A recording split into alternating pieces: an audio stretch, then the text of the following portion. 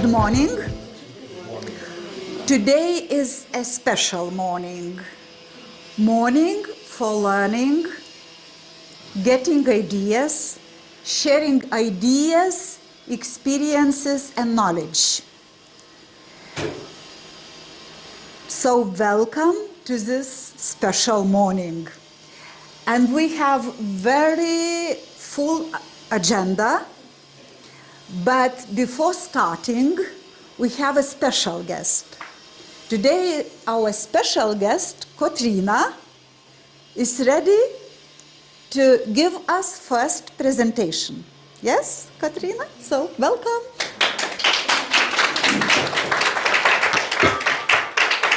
Okay, so hello, my name is Kotryna. I have a question. What do you think what it is?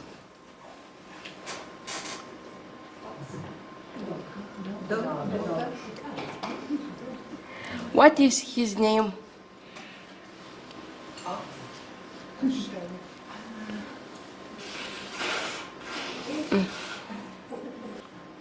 Is he friendly? No. Can he bite? Yes. Is it dangerous for people? No.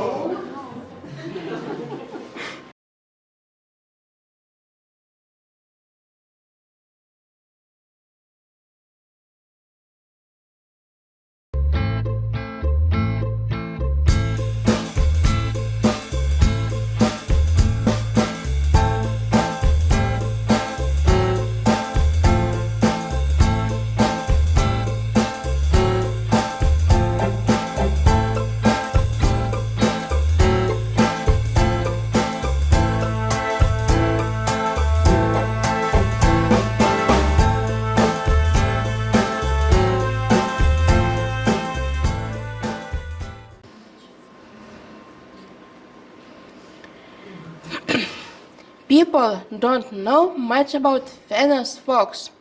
Maybe because never seen, never met, never had contacts, never touched. Is it not the same story with PVD?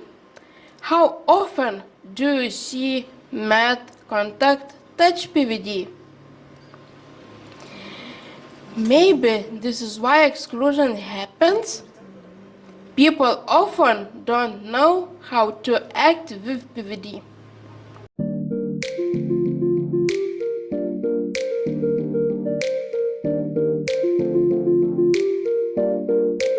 Hello.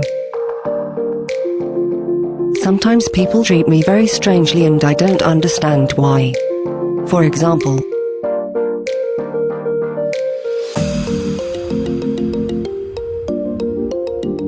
oh my god. Poor girl, how it's difficult for you. Can you see anything? Do you see the pictures? yes, sure, I can see. But I don't need to be petted, I don't need to be caressed. I'm not a cat.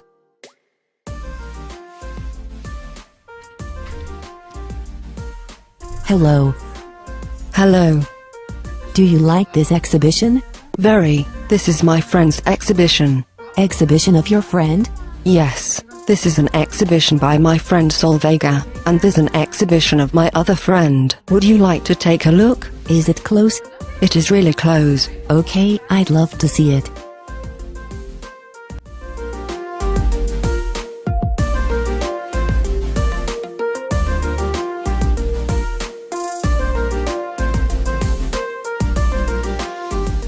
Oh, I'll bring you closer and you'll reach that glass. No need to help me if I didn't ask for it. Please respect my privacy. Would you like it if?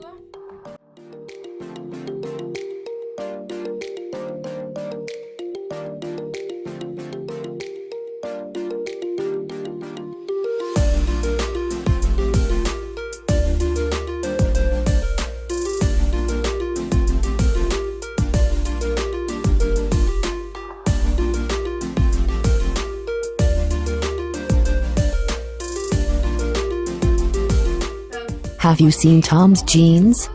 Looks amazing. You know, I saw it. Looks very cool. And did you see what sweater Andreas came with yesterday? It looked very poor. I would never wear a sweater like that. I would never dress in such clothes. I really like Mark's sweater. I also like guys like all girls.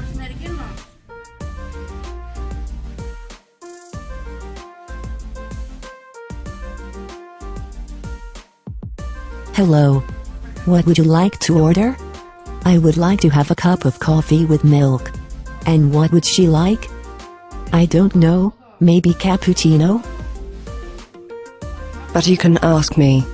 I know better. Talk to me, not my companion.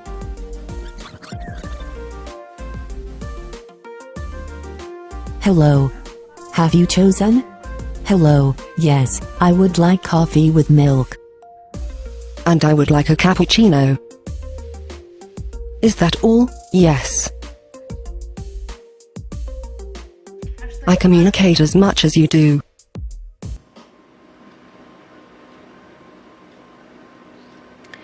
How to change this situation? Me and my friends made the first steps. It is with teaching about disability. I teach about spina bifida. My friend Thomas about autism spectrum. Martina about Down syndrome.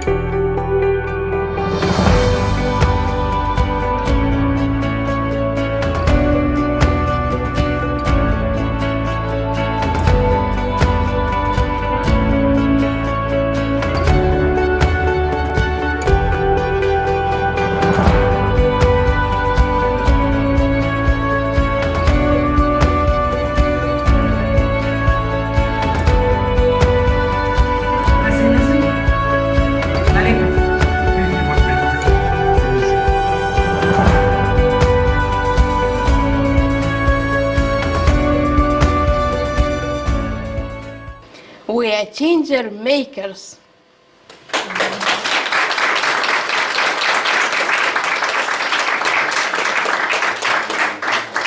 Thank you so much.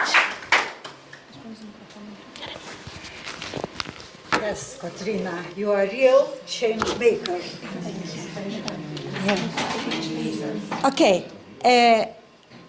And now I would like to invite the main project partner, Ergastiri,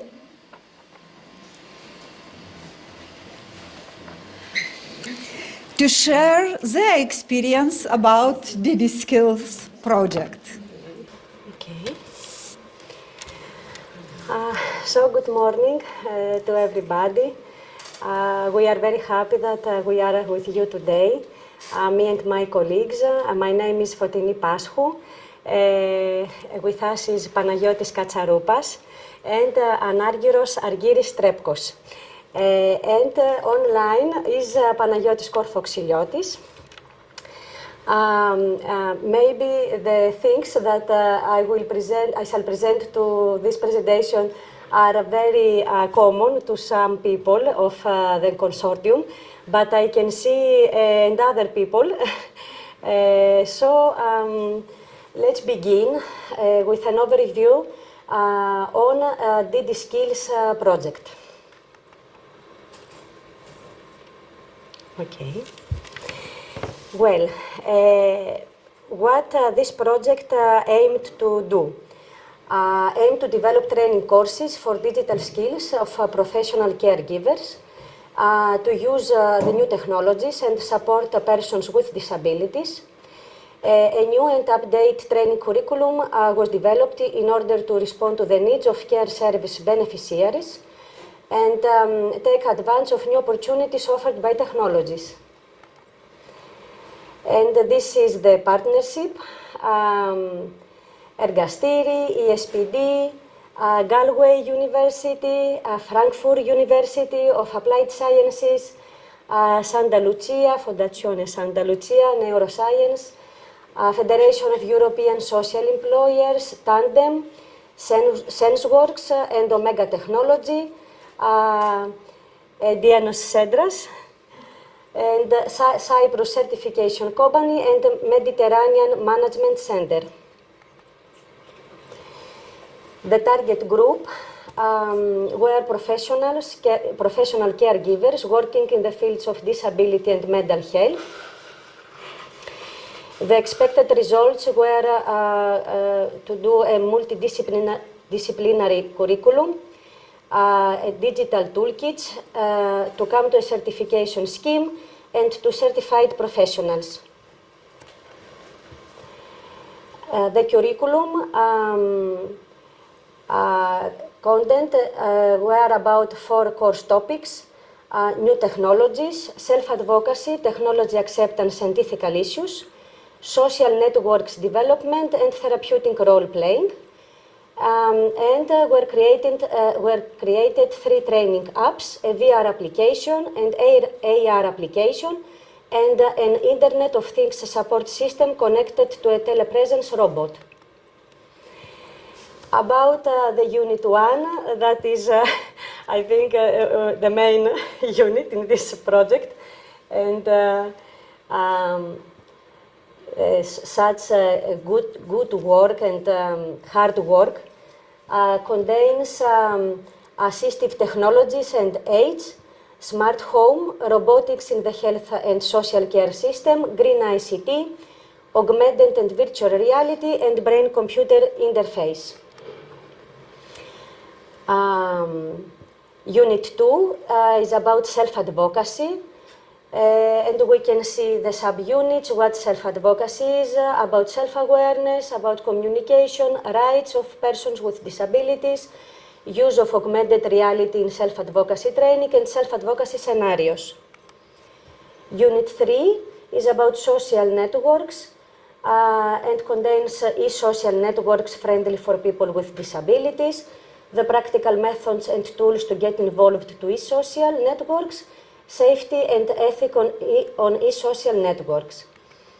And the Unit 4 is about therapeutic role-playing, and the subtopics are therapeutic role-playing, social skills, life skills, and the importance of self-regulation, virtual and augmented reality, and ethical challenges.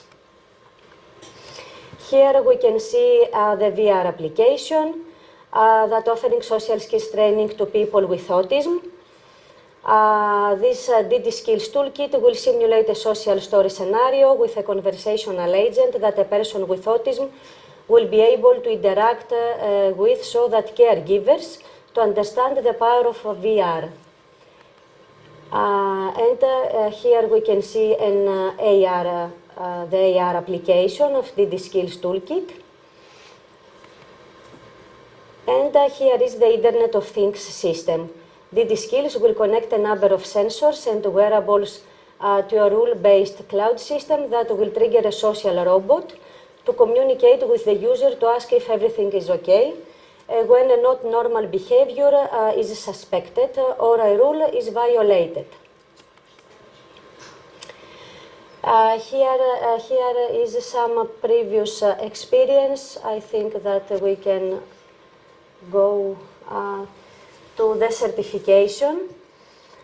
The certification scheme set a level of quality to DDSkills curriculum and the training materials that was internationally recognized. Certificating DDSkills curriculum and materials make it easier to transfer them at later stage outside the consortium.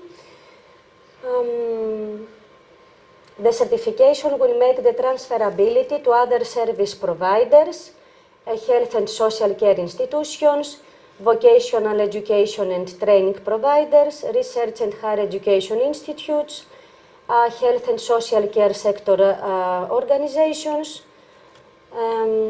professional associations in the countries of the consortium or outside the consortium countries. I think many of these things we discussed them yesterday, but for the other people that are with us today, the main objective of the certification scheme for the course contents is ensure that all learning outcomes mentioned in DDSkills curriculum and training materials are being developed to the appropriate EQF, and this is EQF level 5. The materials are of the appropriate quality standard based on the qualification framework and all specification documents, offering the necessary knowledge for the expected learning outcomes. And the materials include all the necessary knowledge for helping the trainee achieve in the examinations. The previous months we have the pilot trainings that the colleagues from the consortium will speak today, and the trainees gave the exams, and some trainees from Italy and Cyprus and some from Greece will give exams in June. So we are in progress. Okay, it's about certification, I think. And here is which people can be certified as social workers, special education teachers, occupational therapists, psychologists, nurses, gerontologists, rehabilitation experts. And here is some things about pilot trainings, but the colleagues from the consortium will say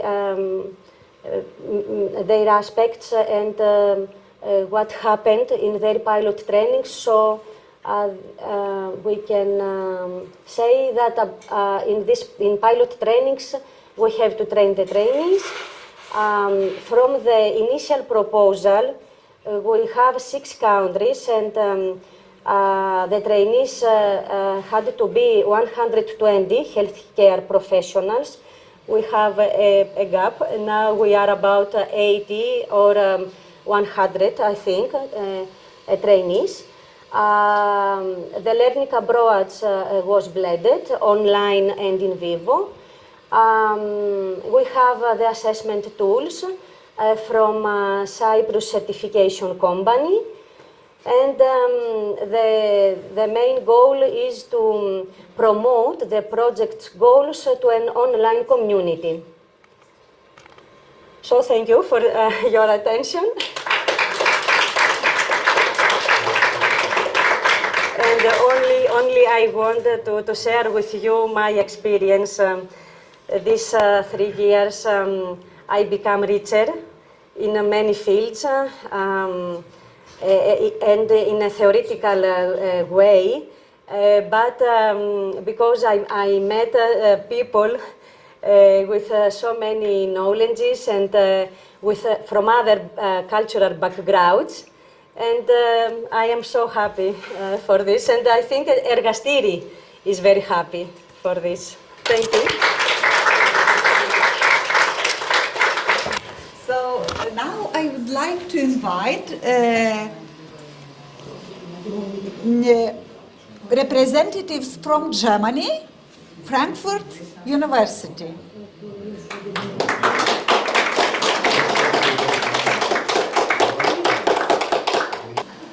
Hello, good morning everybody here on site and hybrid.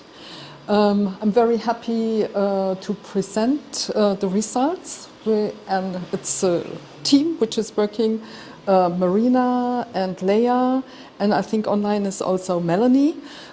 We all work together, and thank you also to the DDSkills team, because I think it was a fantastic opportunity to work together with you, to get all the different kind of backgrounds, because the legal backgrounds, they are so different in the different countries, and it opens up so many opportunities and ideas.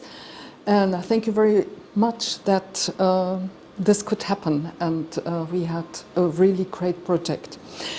So what I do is present you some of the conclusions from the pilot trainings in Germany. So this is the overview of the 4 units we taught, and you have heard it already before in the presentation. So when we started to have the pilot training, you know, we did really a lot of work for the handbook and for the slides and things like that. And we thought everybody is enthusiastic and wants to come to our pilot training. So especially Melanie, she was over enthusiastic. And she said, oh, I just have to send a few emails and then we will get all the participants. I said, okay, that's great if this happens like that. So, but it wasn't like that. Really, it wasn't like that. And I said, I think it was 3 weeks before the pilot training should start, and I said, how many people do we have? And she said, oh, about 3. I said, oh, well, we need to have the figures. So we did a lot. Melanie, Leia and Marina, they walked through the university and we talked to all the people. I said, we have this fantastic MOOC, please experience it, you will learn a lot of things. We did emails to lots and lots of organizations in the region where we thought they must be interested in it. And actually, 28 then thought it is an interesting MOOC. So MOOC is for Massive Open Online Course, which is the pedagogical approach which is behind it. And then when we talked to the participants, we realized that there are a lot of problems because some of the people had to work, others had a family to take care of, others did study, and others had other obligations. So we changed our dates for that a few times, and then we said, all right, then we also offer it in a hybrid way, like today, so that people could participate through Zoom as well. And this, I think this was quite a good solution for that.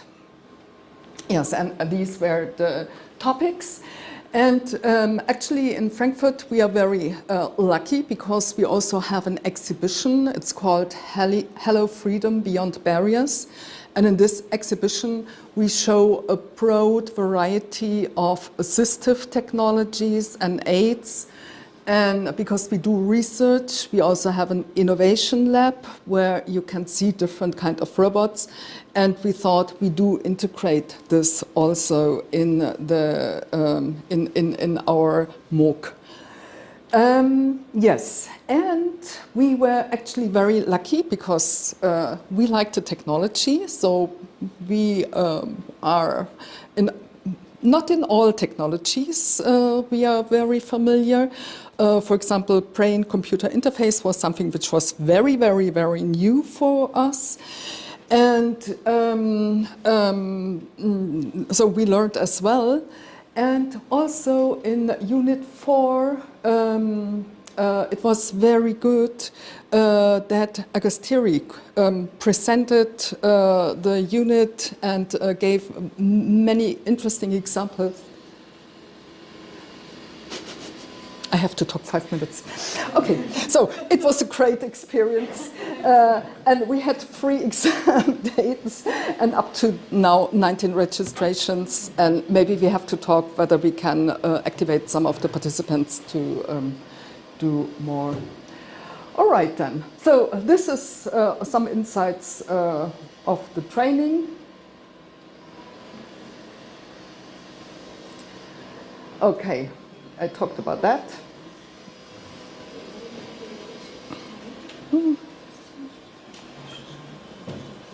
All right then. So we already started a little bit about the unit evaluation, and what you see is quite a few are in the age between 20 and 29. Then we have the age group 30 to 39, which is the red part, and 40 to 49 is the green part, and we also have people between 50 and 59 years of age. Occupational field, it's a little bit different in Germany because we have a dual education. And usually the people working in this area don't have a bachelor or master's degree, it's just starting. So this was a little bit difficult for us, but we cover social work, nursing, special education and therapeutical thing. Knowledge increased mainly in the area of brain-computer interface, augmented and virtual reality, and robotics, but also assistive technologies and other technologies, and green ICT, the knowledge increased. So, how satisfied were you with the content? And I think the blue one is completely and the yellow one is mostly, and you see most of them are completely or mostly satisfied with the course content. And what I thought was also very interesting, that 7 said, I think I will use any of the technologies from Unit 1 in the current and future employment, and also mostly, which I think is very valuable. So, we've got some statements from the pilot evaluation. So, the historical outline and the development of the individual fields is very important for me to gain a better understanding of when technologies become relevant. Yeah? So, especially in the area of assistive technologies, people usually know a small range of the assistive technologies, so it really broadened the knowledge about the area. So in Germany we have more than 30,000 assistive technologies. So it's a very complex field and area, and to get a deeper insight in that, I think it is quite helpful. So what I also said, the technical deaf is very heterogeneous, you know, from the assistive technologies, aids, up to brain-computer interface. But it becomes clear how each area can have an influence on the future possibilities of inclusion. And I think this is also a very good remark on that, and it shows that this training might be very helpful. And also the videos, so thank you to everybody who did the videos. The people got a feedback, it's very helpful. It's really very helpful for them and well structured. So,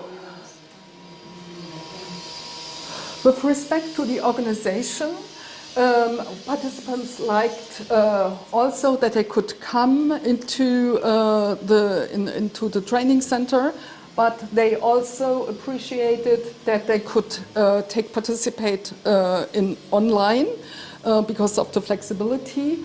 However, online had few limitations, so depending sound and other kind of things. So, and they appreciated very much to network. So, outlook and perspective. Currently, we talk with our training institution how we can develop it for regular use. We learned also a lot about the training material, about the handbook and about the PowerPoint presentations, how we can improve them so that we can have an open access, improved, very good material, which is open to anybody in the public. So if you're interested in it, you can download it in some weeks, and it's open to the public. We will do a poster presentation, and we started to discuss on a joint article where we publish the results in order that people get to know the experience and can develop and learn on the basis of that. Okay. Any questions? Okay, then. Thank you very much.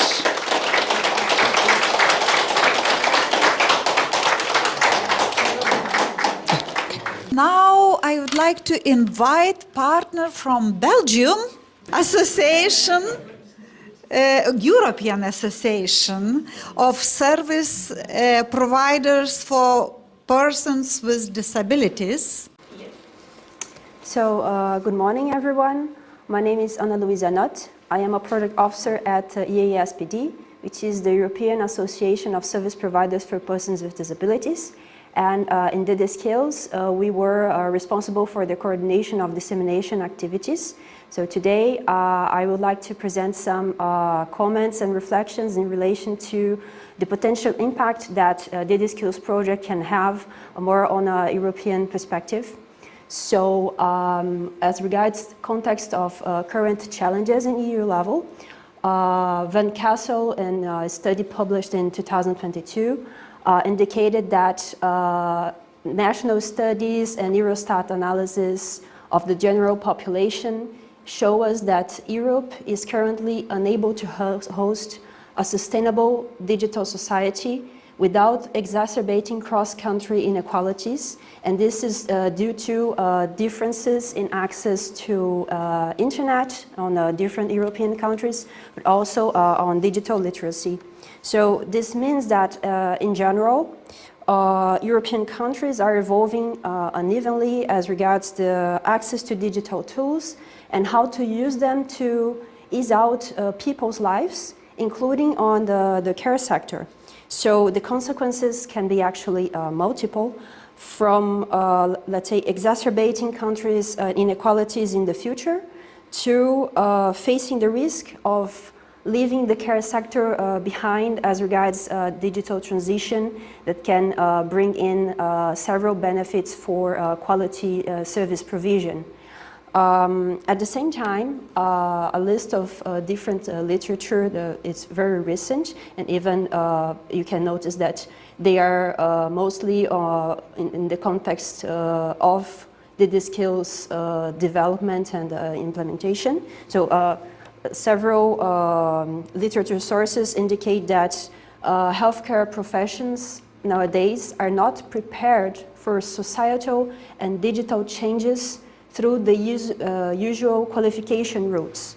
So this was also a motivator for the development of the DDSkills project. So we were taking into account different experts and different country perspectives to tackle this risk of substantial differences in digital literacy, but we're also considering which are the different needs that, in terms of qualification, would be necessary to tackle this lack of digital skills in care sector, which was, for instance, addressed in the very beginning of the project on the work package 3. So in the European level, there is what we can observe as well is current staff shortage on the care sector.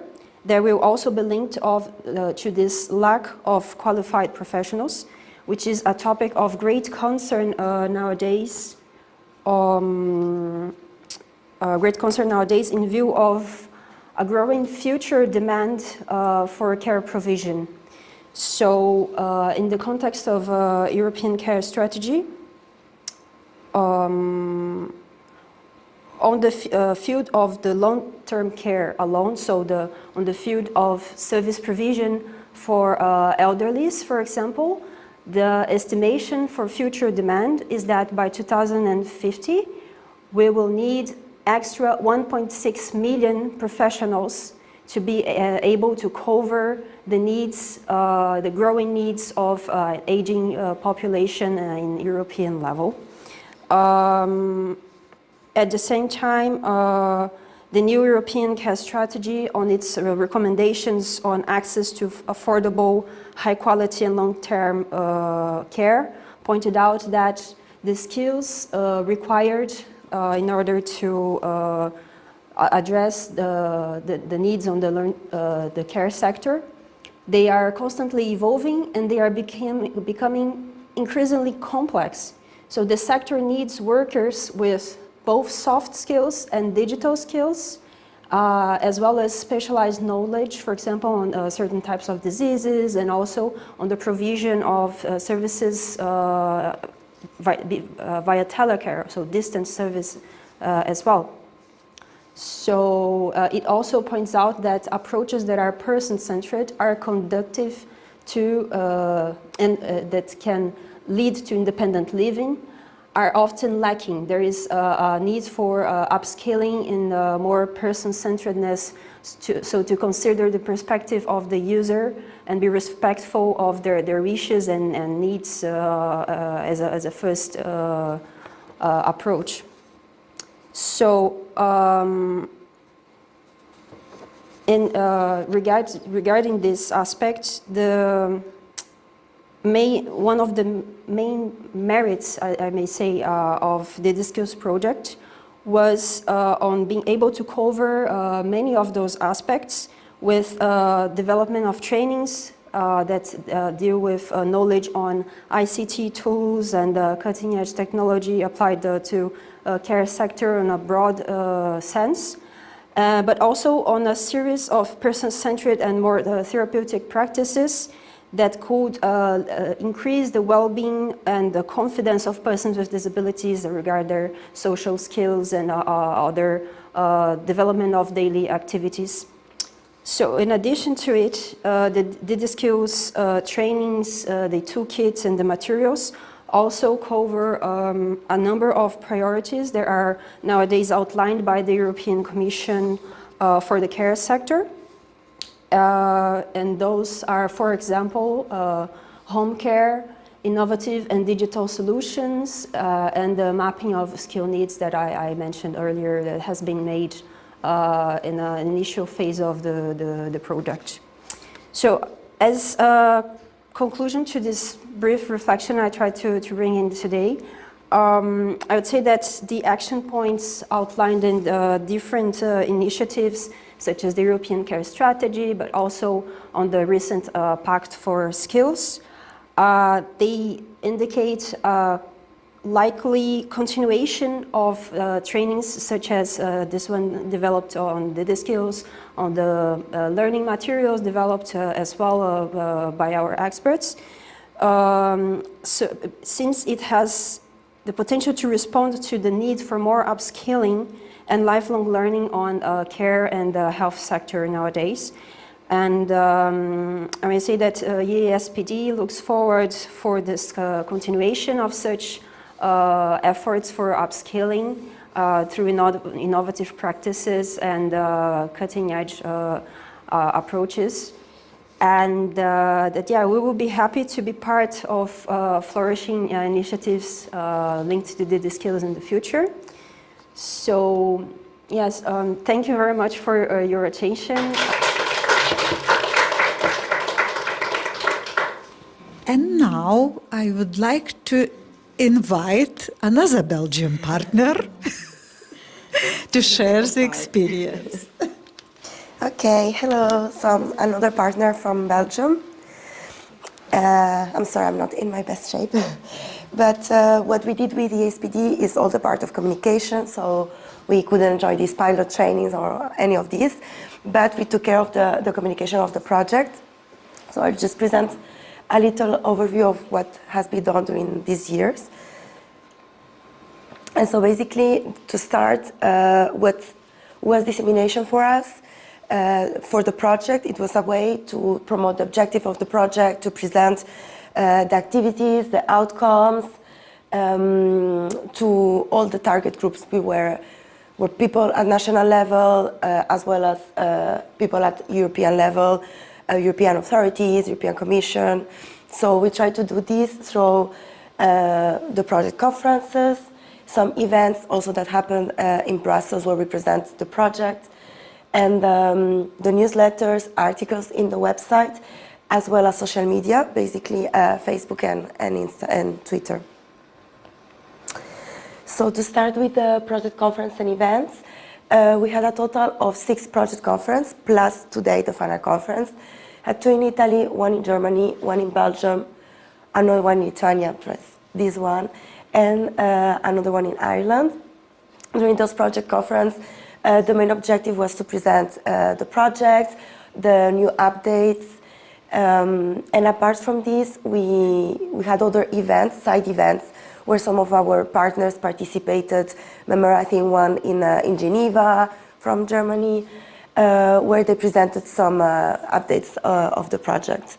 So this helped not only to disseminate about the project in those countries, but also at European level. Because then we share, if we had videos on this was shared and sent in the newsletters. So regarding the newsletters, we until now did 5 newsletters, and 2 more are coming. We will send one after this event and a last one to finalize the project where all the outcomes can be found there. The newsletter, we create a contact list thanks to all the partners, where we have more than 110 people, but then we always ask every partner to disseminate the newsletters, to translate it if they need it. And for example, from our side, we send it to another 600 people. So, so it's wide disseminated at national and EU level. To continue with the social media, we did a total of 103 posts.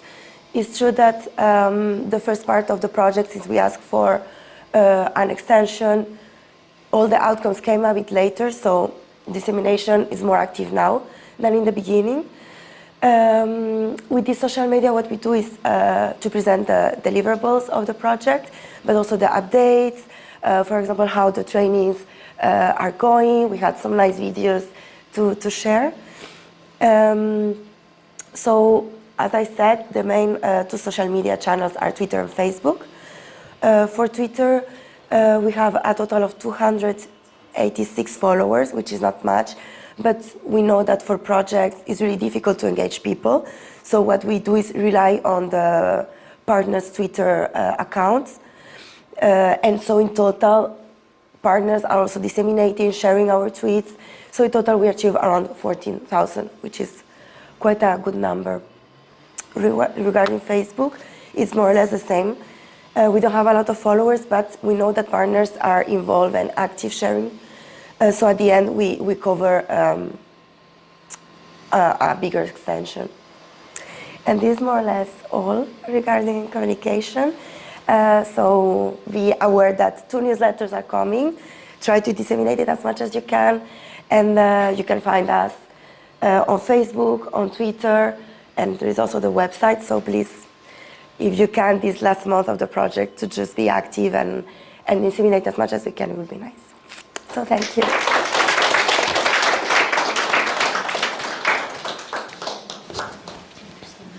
Okay. And we have a partner from National University of Ireland.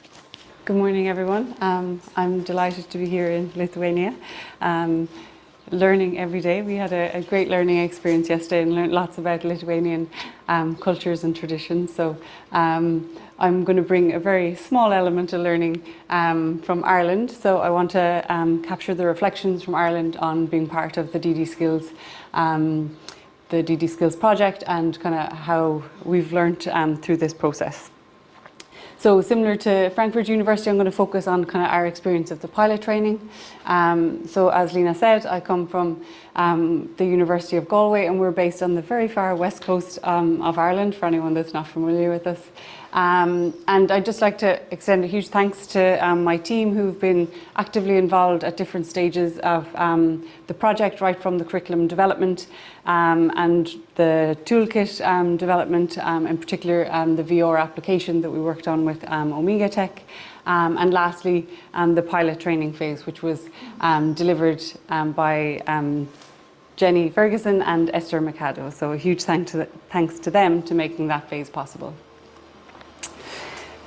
So in Ireland, similar to Frankfurt University, we had recruitment drive. So we did these in 2 phases. So we found that in our first recruitment drive, we didn't quite achieve the numbers we wanted to, but we found for some people they expressed an interest, and then it wasn't a good time for them to take on the workload of the curriculum on top of their existing commitments. So we had our first cohort. They began with us in February and continued their studies through till May. There were 16 participants, 14 female and 2 male, and they came from a variety of backgrounds. So again, psychologists, speech and language therapists, behaviour analysts, special education teachers. And then we recruited a second cohort. So through our university, we have a number of placement organisations that our students attend on practical placements. So we used that as an avenue for recruitment. And also we have a large pool of past graduates from our university, so we were able to reach out to past graduates in various fields to ask them to invite them to participate.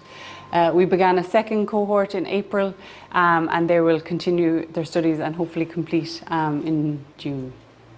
So that we currently have 13 participants enrolled with us.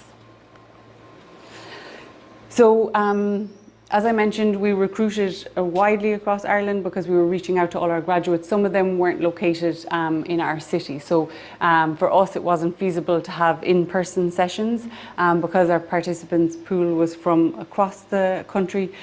We felt an online kind of opportunity would be better to include the most people. And then we had one in-person session where they could come to engage with the toolkit and interact with each of the technologies that were being presented as part of the curriculum. So I'll just explain briefly just what that looked like from the Irish perspective. It meant that when each participant registered, they received access to the DDSkills handbook. So that was sent to them. And upon registering, then they were registered with the MOOC that Barbara mentioned earlier. And in particular, that was the platform Moodle, where they could log in. They had their own login details, and then they would have access to additional materials to download, such as the videos to watch, which they found really supportive for their learning. In addition to that, we undertook a number of what we call check-in sessions. So they were sessions that we did online for 1 to 2 hours in order to review the content that they had covered in each unit, and to, I suppose, address any issues or challenges they had with their learning up until that point. And one of them, like I mentioned, was an in-person session for the Toolkit. So the handbook, the MOOC, which is the online platform, and also kind of Zoom sessions. So what we did see in I'll just present the first cohort. We did see that 16 people signed up for our first cohort. We would describe the 10 people actively engaged. So that meant that they actively attended the online sessions to check in, to discuss their learning so far and address any challenges. 3 people officially withdrew, just indicated that they didn't have the time to commit to the curriculum at that point. And what we found then is 6 took the final exam. What we were interested by was that actually 1 or 2 of these people, so from the 13 that were still registered, 3 withdrew, but some of the 3 that didn't actively participate still actually came on and took the exam. So some people having access to the handbook, being able to do their own self-directed learning at their own pace, they did continue on with the learning even though they weren't attending the check-ins, because again, for practical reasons with their own work commitments and lifestyle, it meant that it wasn't possible or feasible for them to attend check-ins maybe in the evening when they had maybe other responsibilities to tend to. Okay. But what we found from our participants, based on their feedback for each of the units, was that they actually liked this ability to learn at their own pace and have access to the different formats. So having access to the handbook and also in particular the videos to support their understanding and to kind of visualize the application of some of the technologies was really helpful. Again, the participants reported that they had an increase in their practical skills, so they did have a better understanding and also could envisage themselves using some of the technologies in their workplace, which again, for us is a huge goal from the project, that we see broader use of these technologies in the field. And based on our cohort, they felt that they were especially skilled in virtual reality and augmentative reality. Our reflection on that is that that is our area of expertise as an institution. So I think it's there's really valuable learning from the overall project, where some of our partners actually actively swapped, not swapped, but they swapped expertise and they actively contributed to the teaching in another country. And I think we could have benefited from that from the point of view, our brain-computer interfaces and also our partners in robotics, that I think really having an expert in that particular domain is really, really valuable. It gives a much richer and deeper experience to the learner. So I think we can learn from that going forward. And again, a lot of our participants in their feedback indicated that they were either completely or moderately satisfied with the course, the organisation of the course, but also the course content across each of the 4 units. So yes, as with any project, there can be challenges. Again, most of ours were just in relation to I suppose we had, from the outset, we set ourselves a very big challenge of recruiting healthcare and social care professionals who in and of themselves have very demanding jobs. And again, the biggest challenge we found was the ability, not their ability, but the ability in general to actually balance that workload. So the curriculum itself is, a substantial piece of reading and content to engage with, and that was difficult for some of our participants to balance that workload. And again, I think just the structure of our handbook we could continue to, I suppose, look at and adapt. But Unit 1 is quite a large unit, and I think for sometimes that maybe was quite a scary or big undertaking right at the outset. I know some of our partners flipped the order and maybe delivered Unit 1 at the end, which has some merit maybe to take from it, or maybe we should split it so that it's subdivided and can be completed in smaller chunks. I think again for the participants enrolled, it is useful for them to hit a benchmark and say, oh, I've completed that, whereas that's a huge benchmark to set at the very start of the curriculum. And again, some of our participants found it difficult, again, just scheduling issues in relation to attending those check-ins. It was difficult to schedule them during the day because they had work demands, and again, difficult to schedule for some people in the evening based on other commitments at that time of their day. But as we said, some did complete the exam based on their own kind of self-study, self-directed learning, completed at their own pace, and accessing the online materials to support their learning. So that concludes our findings from Ireland. I hope I was kept us on time. So thank you for your attention this morning, and if anybody has any questions, I'll happily take them while we do the swap over. Thank you.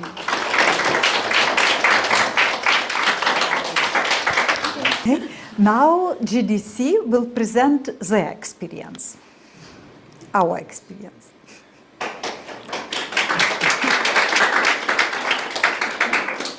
So, I would like to talk about challenges of GDC project, DDSkills project, sorry. About challenges for me personally, for my colleagues, for all GDC community and all other related target groups. And I would like to talk about the discoveries in the DDSkills project.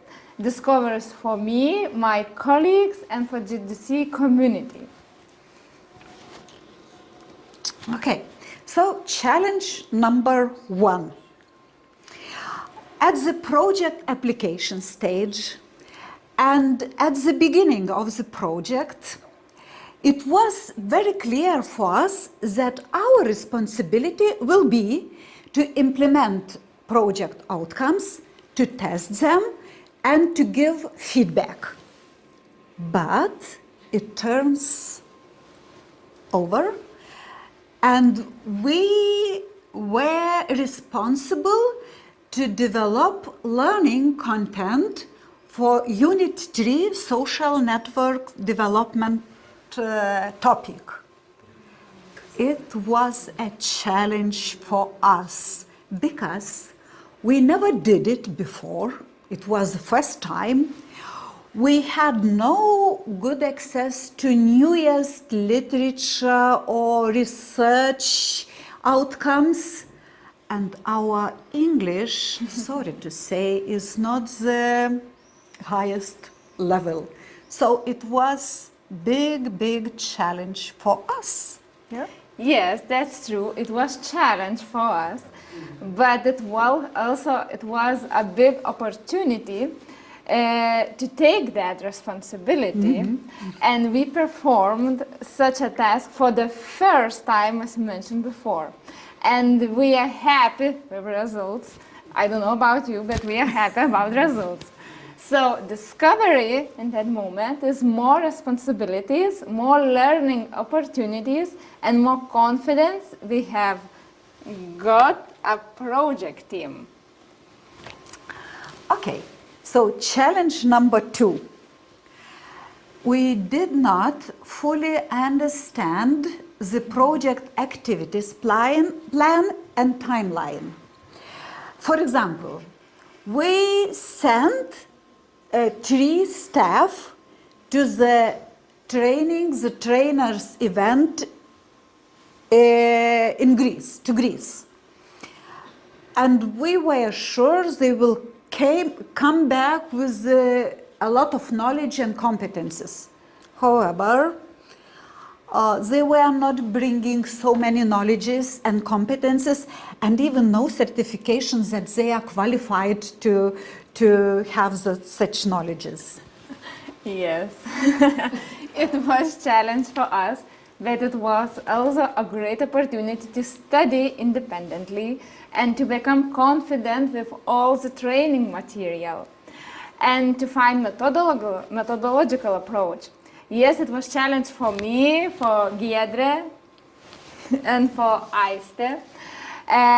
But today, after pilot training, we can confidently say that we have got a lot of competencies, self-confidence, and skills, and even had the opportunity to train the Greece learners on the topic of social network development.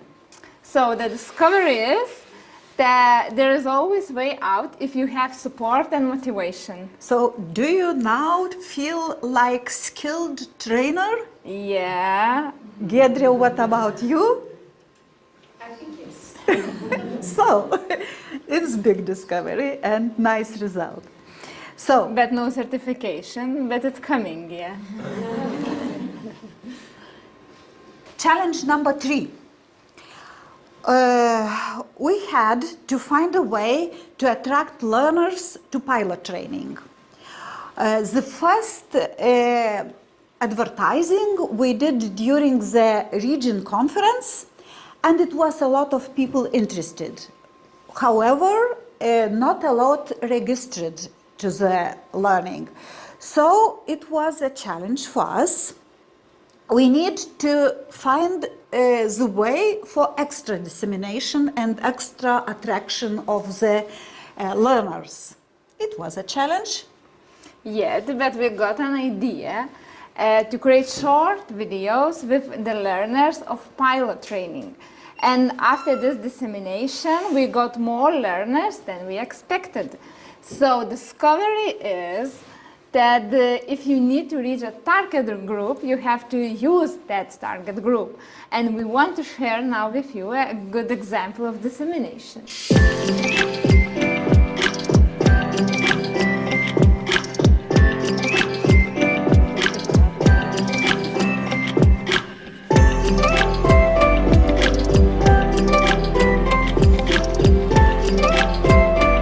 Šios mokymus pasirinkau pagilinti savo žinias ir skaitmeninius įgūdžius.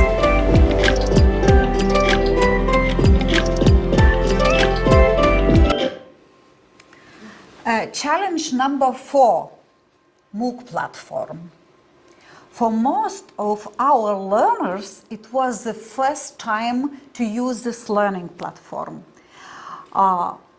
They were scary, they met challenges, and they had some misunderstandings and some learning restrictions.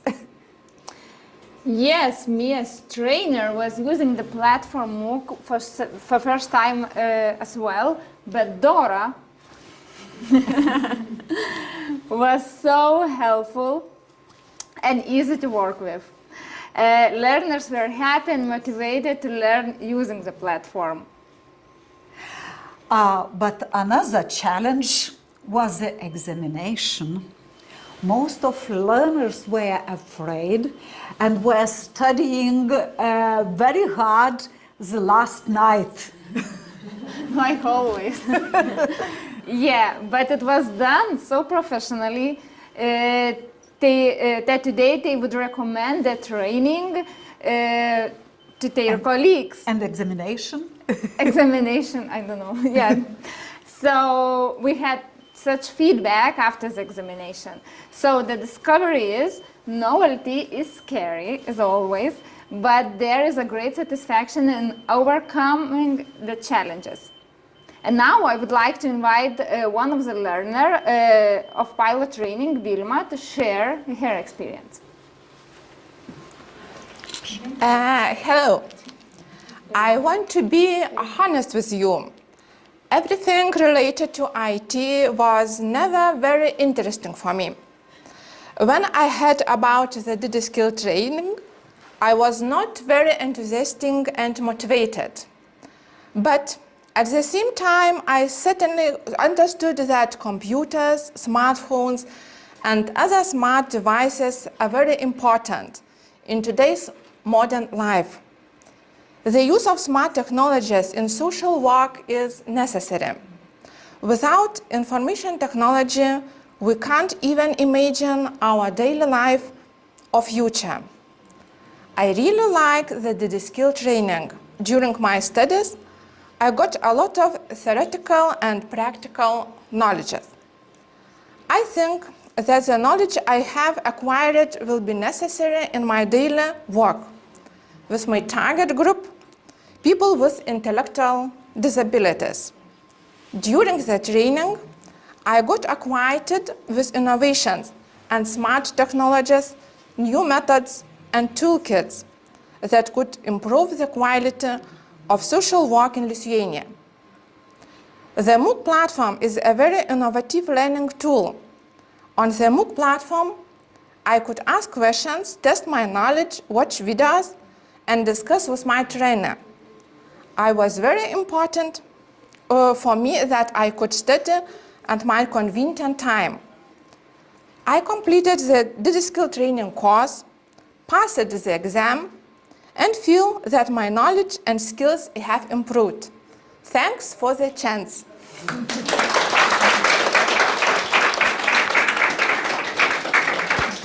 Okay.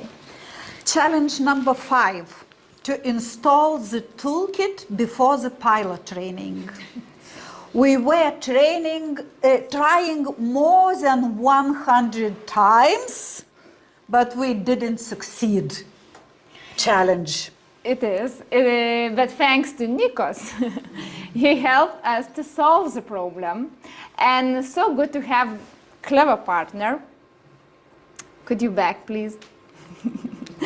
So, when you need it. And the biggest discovery is good partnership. International partnership is strong when the strengths of different partners are combined and achieve a common goals.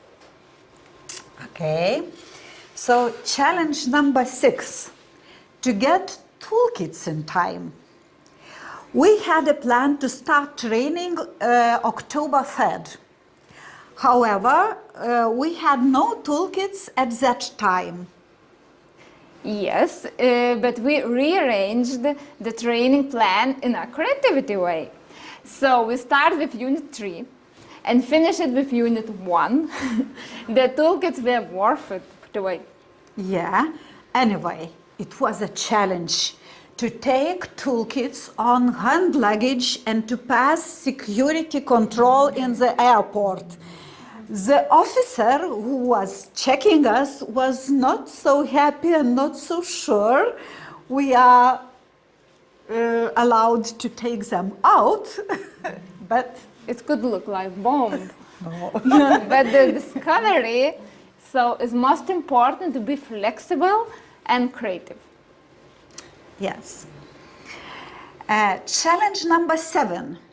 Every time we presented the toolkits to our shareholders during the dissemination events, during GDC open house days, national conference and pilot training, we received many questions about whether professionals can get or buy the toolkits.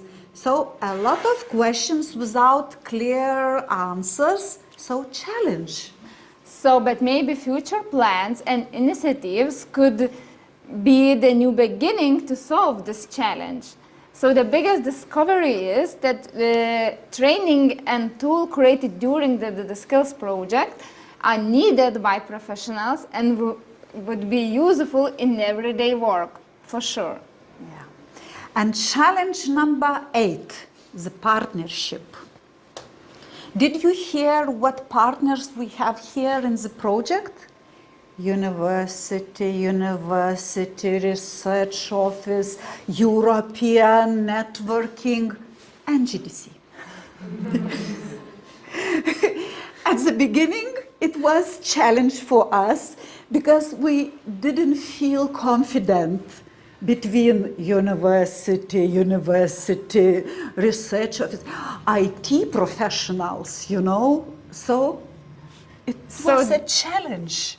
So discovery is that we are very proud today to be during these companies and thank for the chance. And so the skills project lasts 3.5 years. It's huge time.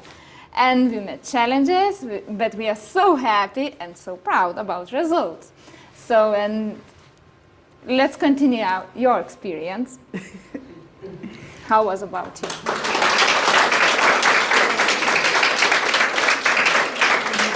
Okay. And now I would like to invite a partner from Cyprus Certification Company. Hi, Ina. Thank you for inviting us. Sorry for not being there. Okay, I have a brief presentation about the certification. We are from Cyprus, and we're the partners responsible for the certification of training materials and of the candidates, the professionals. Let me share my screen. Is it possible? Yeah. Okay.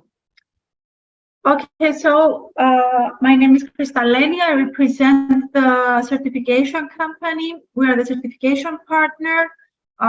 During this project, which actually is very interesting for us, we had the task to develop 2 certification schemes, 2 regulations describing how we will do the assessment of the course contents and how we will do the assessment of the trainees. So the first one was the development of the certification scheme for the course content. So everything that you listened before that were developed by the partners, all the training materials, the assessment tools, and everything that we used during this training, they were assessed and certified by us. Actually, we have an assessment committee. We have experts, psychologists, to be member of this committee. They went through all the materials in order to verify that they are suitable and they're up to the level. We set a level for our training. It is EQF level 5. So all the course contents were suitable for the training of the professionals.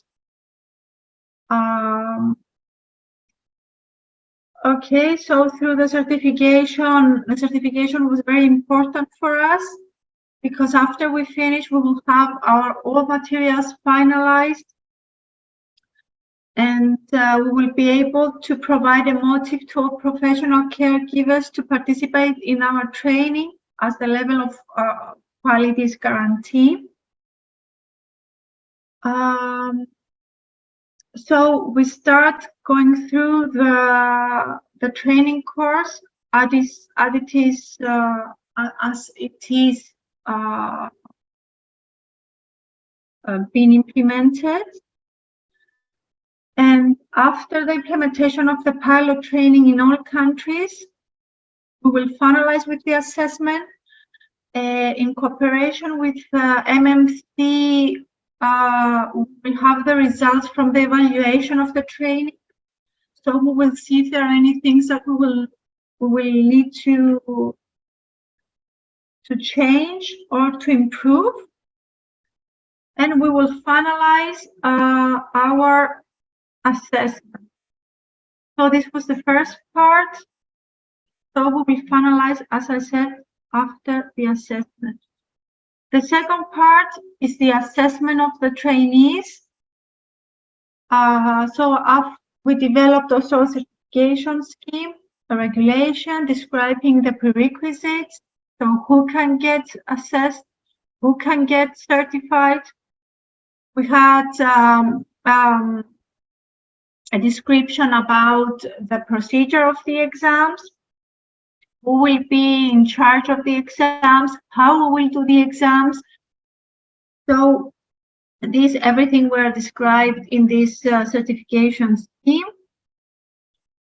So anyone that would like to get an extra qualification will be able to do this assessment and get certified as a supported living caregiver, as I said, at EQF level 5.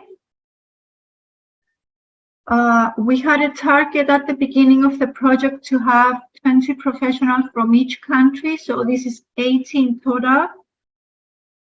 We're trying to reach the numbers but I can tell you that we're in a good path. So here are the prerequisites for the participants in order to be eligible to do the assessment. I think Lina also presented them, and Kotryna. So the assessment has a duration of 90 minutes, which is 1 hour and a half, and it's done through the MOOC, the Moodle platform that was developed from our technical partners. We have the obligation to do a live invigilation, so see the participant candidates through the whole examination procedure. So we're doing this through Teams. So every participant needs to join a Teams meeting. So after you finish with the exam, all details will be forwarded to the certification committee, and they will take the final decision. The certificate will be awarded for a period of 4 years. After the 4 years, the certificate will expire, and if anyone would like to get recertified, then you will have the chance to do the assessment one more time, okay? So what we did by now, as you heard, the assessments in Lithuania, we had two days. This is how the assessment is done. We watch lively all the participants, and they are taking the assessment Moodles. So in Lithuania, we had 32 professionals, and I think we have more. So we will schedule another assessment date. We also had the assessment in Germany. So far, I think we have about 20 professionals. We had 3 dates for the certification. I have a typo here. So we also have in Ireland the assessment. I think in Ireland it was at the same time with the Lithuanians. So by now we have 7 professionals, and we're expecting to have more. We had the first assessment in Greece. We will schedule some more assessment dates, and we have scheduled also the assessments in Cyprus and in Italy that will take part during the first week of June. Just to finalize, I would like to say that this project is very important for us. We think that the training materials that were developed and the certification of the candidates is very important. Now the trend is for the persons with disability is to live by themselves, so to have this assisted living. I don't know if I have anything else to say. I would like to thank all the partners. It was nice to cooperate with everybody in this project. It's a very interesting project, and I think it will do the certification and the trainings even after the end of the project. So thank you very much.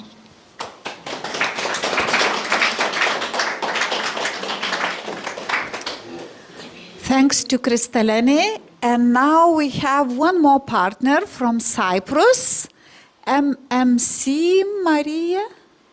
Yeah. Good morning, everyone. I'm glad to be here with you today, even through Zoom. I'd like to thank all the partners for their presentation so far, very interesting. So I'll be sharing with you some reflections from Cyprus, from our experience with training professional caregivers in Cyprus within DDSkills. And I'll also talk a little bit about what M.M.C has done in the DDSkills project.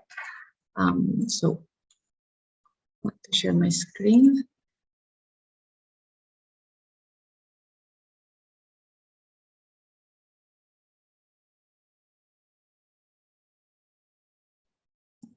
Can you see my screen? Yes. Yes, Thank we you. can. Thank you. So as I've already said, my today's presentation will be on the progress on learning from the pilot training in Cyprus, and also I'll share some information on M.M.C's role in DDSkills.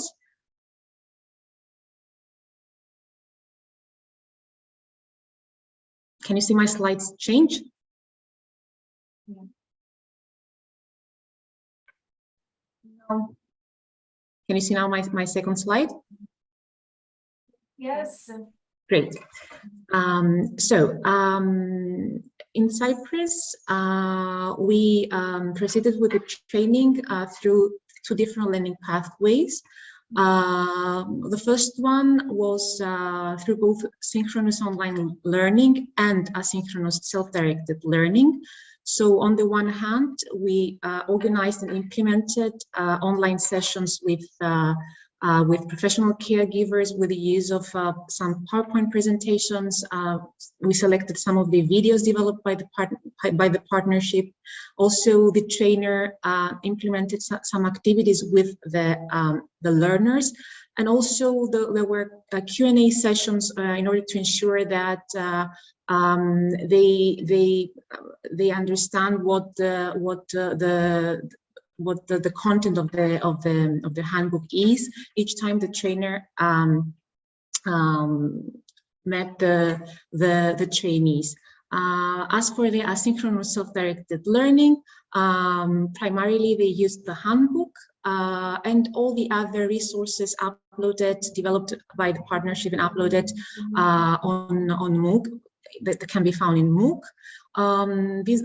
That was the first cohort, and the other one, the other learning pathway was exclusively through asynchronous self-directed learning. So we had some caregivers that they registered with MOOC, and they attended the course through self-directed learning with the use of the handbook and the other resources. And we try to ensure that they can study the material as they should study it. So we contact them regularly in order to ensure that their study progress is as expected. As for the first learning pathway, starting from synchronous online learning, as I also said yesterday, we had 4 online training sessions. The first one was an introduction to the whole course, and then to new technologies in health and social care, introduction to this extensive unit. And then the second one was, in the second one, we focused on Unit 1, new technologies in health and social care, and also the DDSkills Toolkit was presented to the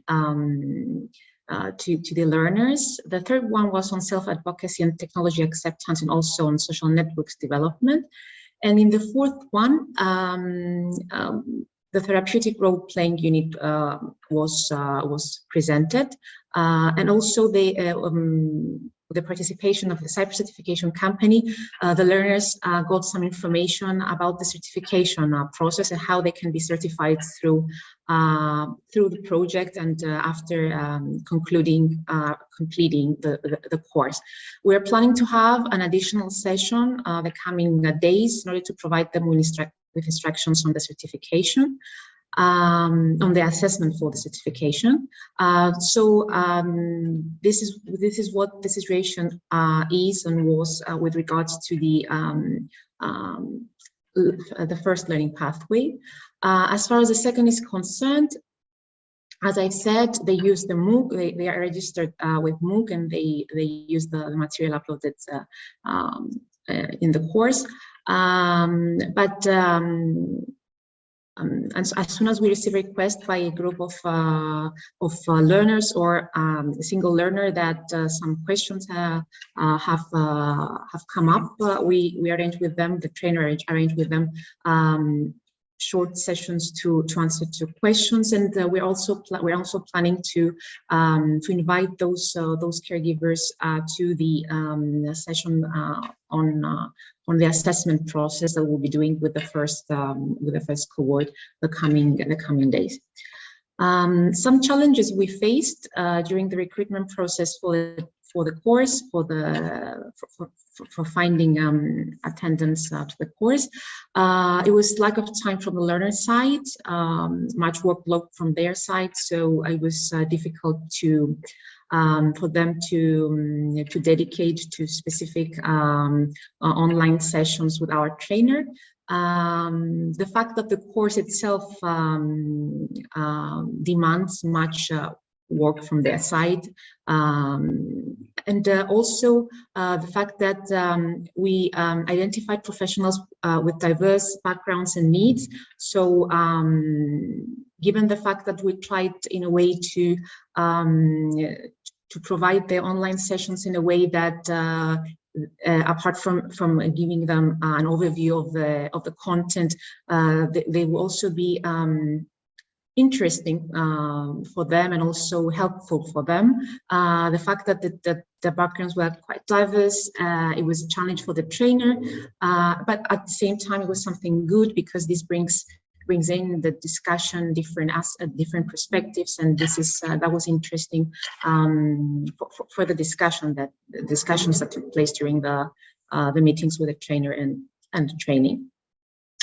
The first cohort, as I've already said, I said yesterday actually, it was all the caregivers were coming from a daycare center and nursing home here in Nicosia for the elderly and people with Alzheimer.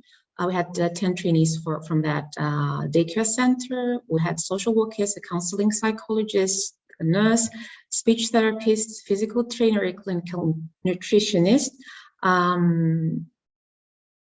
Here are some screenshots from the online sessions with the trainees of that cohort. Here you can see also presentation of one of the tools of the toolkit. What's the situation now with regards to the trainings in Cyprus? Ongoing self-directed learning in MOOC for both groups. Ongoing online synchronous sessions for Q&A and the study support when requested, when asked. Also, ongoing evaluation of the pilot trainings and analysis of the results. So we'll be collecting, we are currently collecting the results and we'll be analyzing them for the trainings in Cyprus. And also the assessment in Cyprus is planned to take place from 19 to 23 June in one or more groups. So we're in communication with Cyprus Certification Company for this. Here are some comments, reflections from both the side of the trainees and the trainer collected during the sessions and shared with us. So a very interesting course that addresses a real training need of professionals in healthcare, and in particular the unit on new technologies. Some of us are not familiar with many of these technologies. Not all of them are suitable for our own professional practice, but we're still interested in getting introduced to their use. Another comment was that given the individualized nature of care provision, persons with disabilities have specialized needs that need considering when engaging with technology.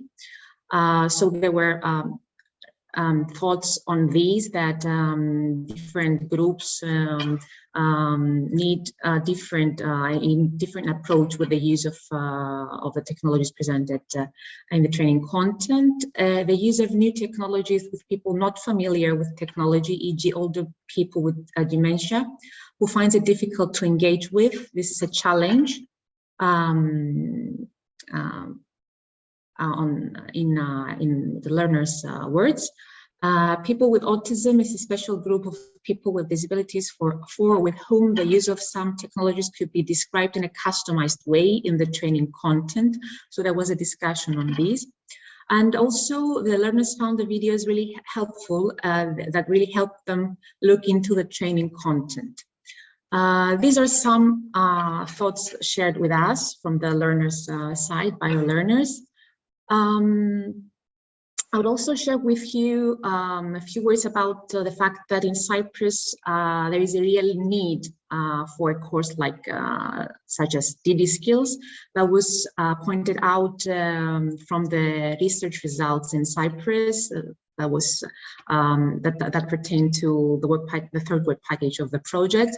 So through the secondary desk research that conducted in Cyprus, we came to the conclusion that in Cyprus, the majority of the courses are offered as part of academic programs. So within academic programs to be awarded a specific degree, and also that the identified courses focus primarily on e-health, telemedicine, and health informatics, but only very few of them on new technologies in health and social care, and in particular on assistive technologies and aids, AR and VR in healthcare, and technologies with which the DDSkills project, which are included in the DDSkills training content.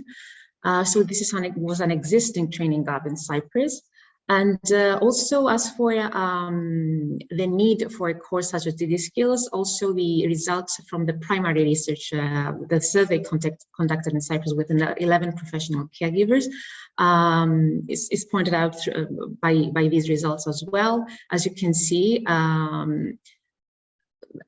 when they were asked about the considered effectiveness of technological tools, 8 out of 11 answered that a lot, the effectiveness could be a lot or quite a lot, so a big number, large number here. And when they asked about their attendance courses during a year, 6 out of the 11 said that they didn't attend any course. So this shows us that we need to do work in order for them to attend courses that they according to them, it's important. This is shown in the survey results, and also the lack of proper IT education is was one of the main barriers with regards to the fact that they are not attending such courses. So education is something that was pointed out as missing in the results of the research. And as for M.M.C's role in the project, I would like also to say here that M.M.C's role was twofold. On the one hand, we were involved in the development of the training material, and on the other hand, of the evaluation of the training material. These two pertain to different work packages of the project. So on the one hand, coordination of the review process of the training material of the CareVet project on which DDSkills builds, as well as a coordination of the review and refinement processes of the training material DDSkills. And here I need to say that the partners who developed the training material did a great job based on their experience and expertise. The different departments participated in the development of the training material. We tried to coordinate the process, the different processes that took place throughout the development of the material from the very beginning until now that we're coming to the end of the project. Also development of a curriculum for the course at EQF level 7, including the aim, learning objectives, training methodologies and techniques, topics and lists of references and suggested bibliography for 4 training units on cutting-edge digital skills for caregivers. Also coordination of the development of a handbook on the 4 training units that we all know, included in the training content of the project, and also including self-assessment questions and activities for professional caregivers, so that we have a comprehensive training handbook, and coordination of the process of development of training materials suitable for a MOOC. You'll remember that you developed many PowerPoint presentations, doing a very hard work to provide the material, the extensive material included in the handbook in PowerPoint format for the learners to be able to attend the course in MOOC, and also videos for the course. And on the other hand, the evaluation of the training material, development of tools, questionnaires for evaluating the course and content for trainees and trainers, collecting both quantitative and qualitative data, development of a tool questionnaire for the evaluation of the training course from the VT point of view, with the use of the EQAVET indicators pertaining to the 4 phases of the quality assurance circle for monitoring training, which are planning, implementation, evaluation, and review. This is to be done the coming days. Development of an aggregate evaluation report. This is the final deliverable of this work package, of the 7th work package, of an aggregate evaluation report on the training course, combining and collating the results from the different evaluation tools, which will provide quantitative and qualitative data on the quality, comprehensiveness, and effectiveness of the course and its content, and would also provide suggestions for its refinement and future use. And the future use is something very important. We had a conversation, discussion yesterday, and sustainability aspect is something very important in such innovative and important, I would say, projects. So this was the twofold role of M.M.C, with development of the handbook as the final deliverable of work package 4, and the development in some days from now of the aggregate evaluation report for the training material that has been developed by the consortium. So thank you very much. I would like to thank you.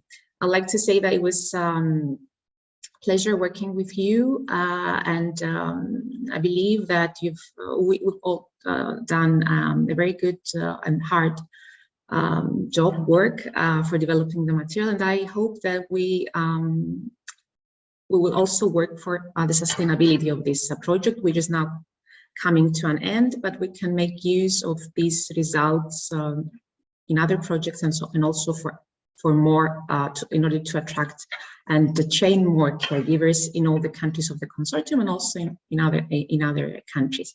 So thank you very much.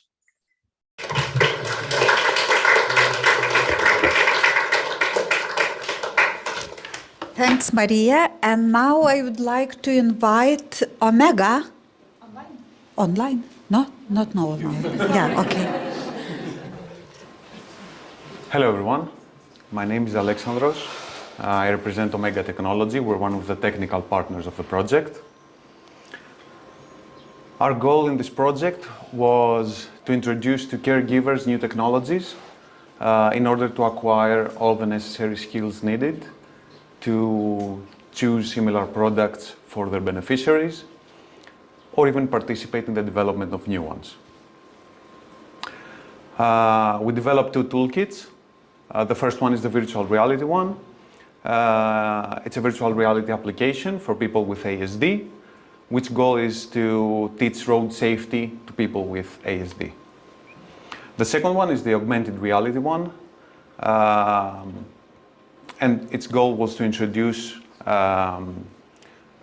augmented reality technology to teach self-advocacy to people with intellectual disabilities. Now, regarding the virtual reality application, the beneficiaries learn to use traffic light buttons in order to move around the city with safety. They learn how to pass a zebra crossing without a traffic light, and even interact with virtual avatars inside the virtual world, behaving according to the road safety rules. Now, regarding the augmented reality application, the beneficiaries can scan different cards and see augmented content relevant to self-advocacy.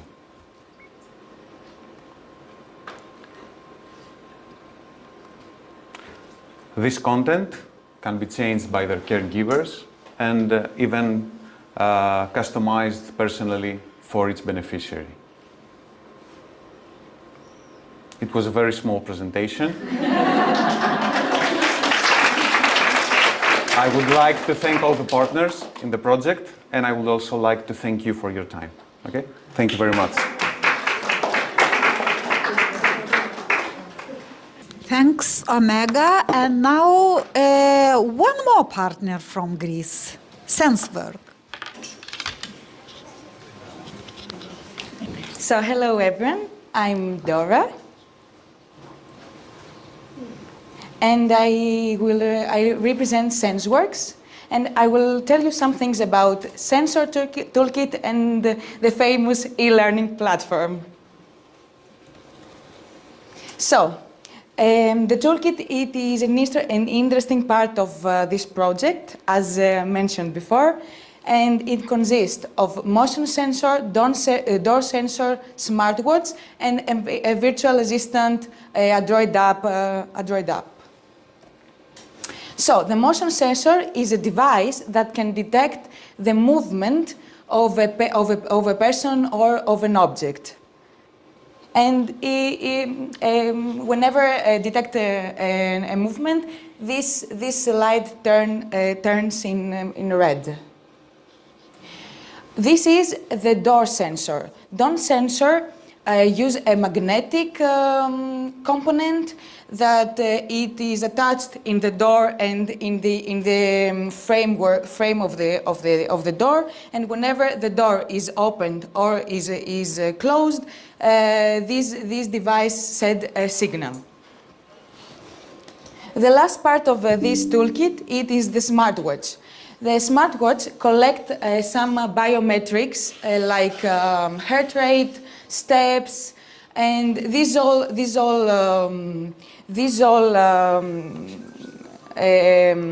measurements are sending in a server. So this is the website that we can monitoring all the data that the sensors and the smartwatch are collect. So here we can see the heart rate, the steps, or how many times a door opens, or how many times the motion sensor detects a movement.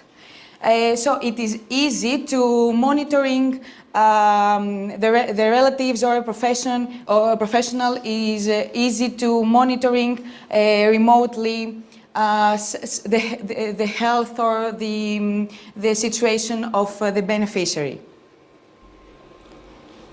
The last part of this toolkit is the virtual assistant, and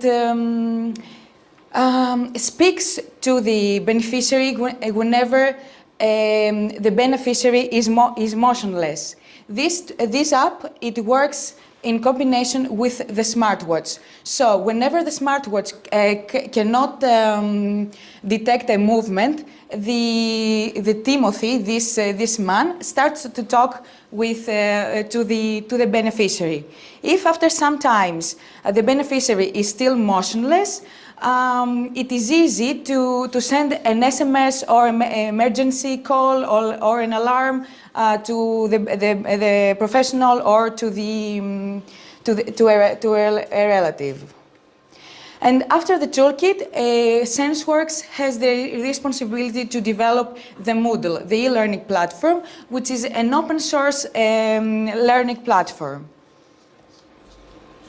In this project, we developed 4 units and the final exam. Each unit consists of topics with materials like PDFs, PowerPoints, videos, activities and self-assessments, which is easy to assess the knowledge of each unit, and the final addition, it was the Q&A forum, which it has been discussed in Galway to add this topic. In this Q&A forum, every participant of every country can ask questions there, and an expert from another partner from another country can answer this question. Its material, it has been translated and uploaded in Moodle in all of the 5 languages from each participant, and all the videos have been translated in all languages. And the final part of this Moodle, it was the final exam, which is in progress right now because it is not finished for all the participants. And yes, I think that the Moodle, it is an easy to use platform, as I have understood from your experiences, regardless the age and the background of its participant. And yes, thank you.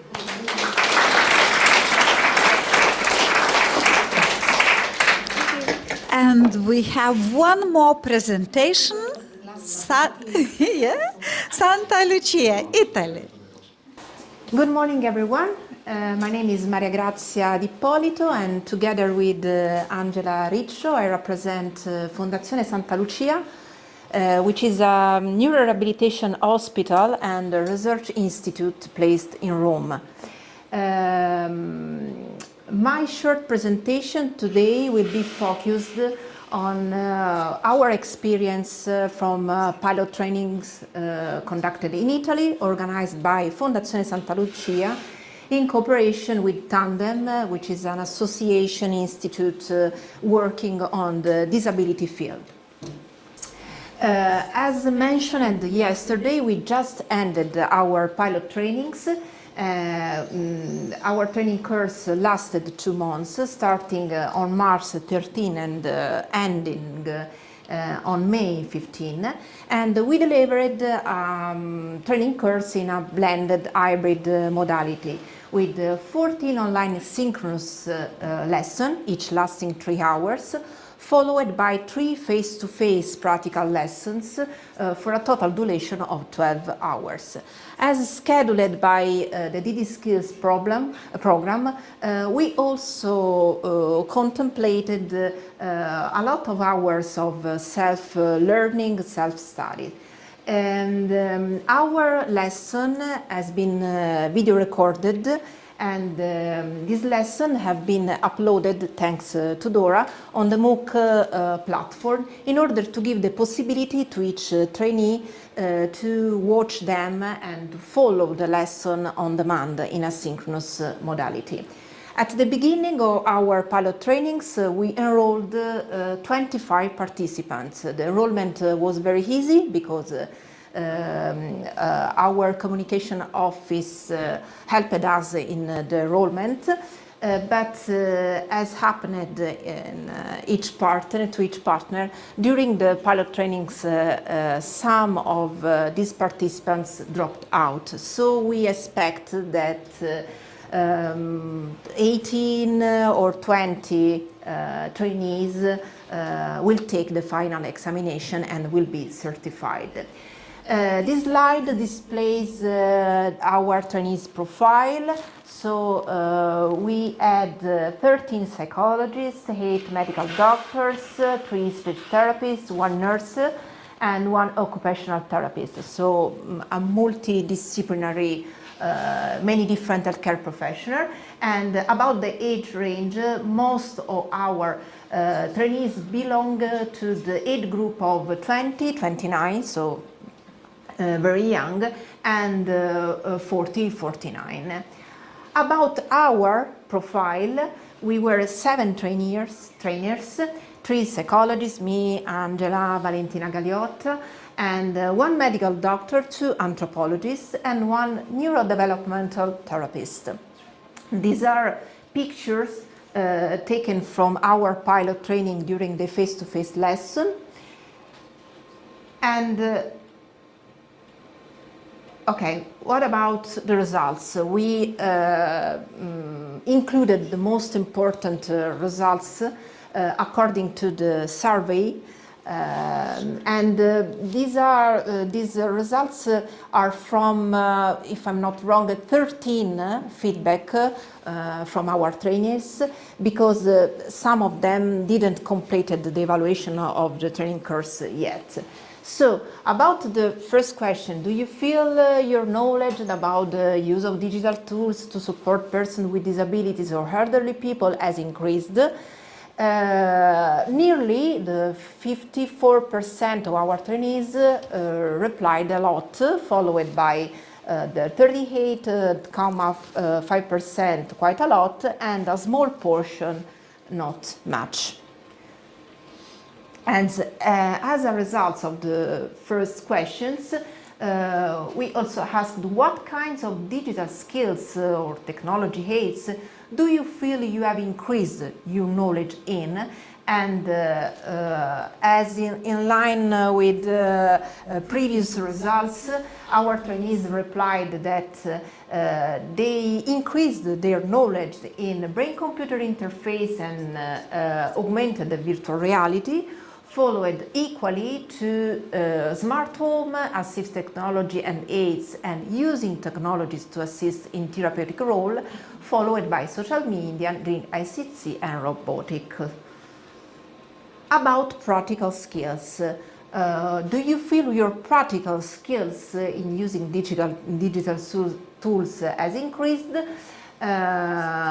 Nearly the 17% of our trainees replied quite a lot, followed by 23.1% a lot, and the same small portion, 7.7%, not much. And what kind of digital skills, technology aids do you feel you have increased your practical skills in?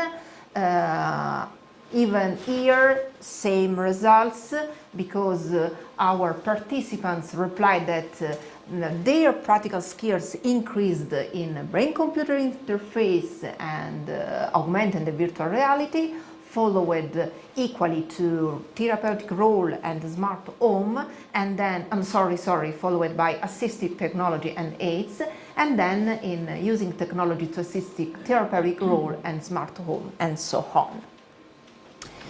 In this dichotomous question, do you feel more qualified to handle the technology aids you work with after training course of our DDSkills project?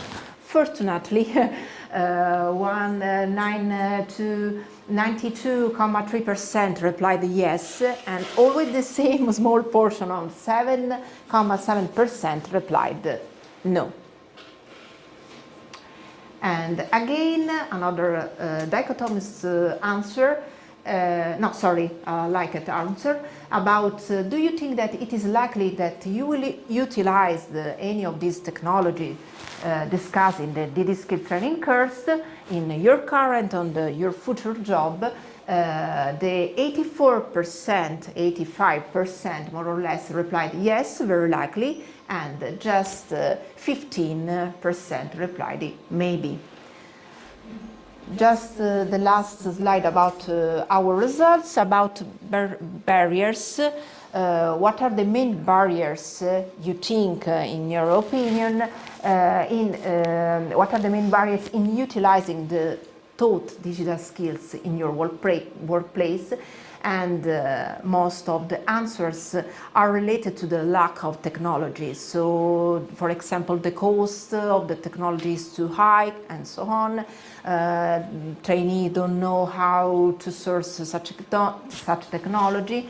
And then lack of practical skills. Our participants declared to still don't have the practical skills to support the implementation of technologies. And again, other participants declared to see no barriers in utilizing the training. And this is the conclusion. We included one of the most important comments from our trainees. Some comments have been merged because they were very, very similar. About the strength points of the DDSkills training course, we can see that some people say that the organization and the contents of the course were excellent. It was an important both theoretical and practical course for many different healthcare professionals. The possibility to follow the lesson on demand in asynchronous mode was very useful for workers, but crucial were the face-to-face and practical lesson. And it was described as a well-organized course with very interesting and innovative topics presented by the qualified professional. And collaboration with other European countries has further enriched the course in terms of knowledge, but also in terms of comparison with different realities. On the other side, about the weakness, the weak point of the DDSkills training course, the online modality, of course, it was very useful, but it didn't encourage and it didn't foster the exchange and the sharing, the interaction between participants, even though during our online lesson, some trainees were interactive enough. One person underlined that already having a great expertise in this topic, the DDSkills training course only partially support or increase his or her knowledge. The delay sometimes in uploading the video recorded lesson, because we have some technical problems and issues, to the MOOC platform made it difficult to study all the course content. And it was a very long course to mount, a lot of hours of study. And it will have been more effective to alternate the online session lesson with the face-to-face one, in order to experience the practical part immediately after the theoretical explanation of the topic. So we included these comments because we think that it could be a good matter of reflection, food for thought, and it could be a great starting point for future ideas and for the future of the projects. Thank you for your attention. Thank you to all partners. This is the picture of the last day of our training course in Italy. Thank you to all partners for sharing everything during these long years, and I will thank Lina, Eglen, and all GDC staff for warmly welcoming us and for having organized this interesting final meeting and this conference. Thanks to all of you.